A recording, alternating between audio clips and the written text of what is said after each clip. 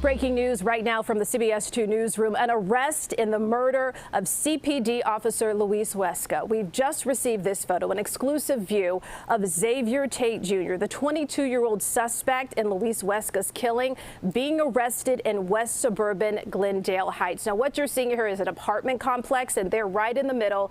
We are told that that is Xavier Tate Jr. in handcuffs with his hand down. Sources telling us, police sources, that he was pulled out of a residence there, believed to be his brother's apartment. So another relative involved in all of this. And in a symbolic gesture, he was arrested with the handcuffs that belong to the officer that he is accused of killing. Now, you may remember it was back on April 21st that Huesca was returning home from his shift in uniform in the 5500 block of South Kedzie Avenue. At that time, his vehicle was stolen. He was shot, killed, his gun and badge also missing. The vehicle was later recovered, and it was just last Friday that his gun was also recovered. That is where 20-year-old Cassius Tate came into play. That is a relative also of Xavier Tate Jr. He is now in custody because he was seen to have thrown that gun over a fence into a yard. He's facing multiple charges related to that, as well as some other cases that he was involved in.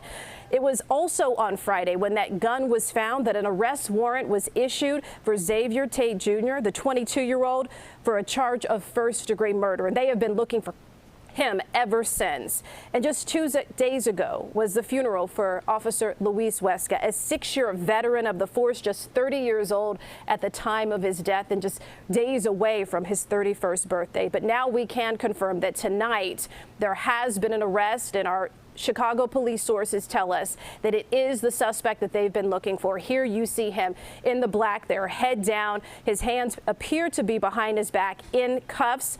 Xavier Tate Jr. arrested in west suburban Glendale Heights. We have a team of reporters covering this, in close contact with CPD, also on the scene there in Glendale Heights. And as we were mentioning, oftentimes in a symbolic gesture, the handcuffs of a fallen officer killed by a suspect, they are used to then arrest the suspect believed to be involved in that killing. And that is what we are told is happening tonight. Now, this mugshot that you're seeing, though, this is from a prior arrest. So this is not yet the mugshot for Xavier Tate on this current charge tonight.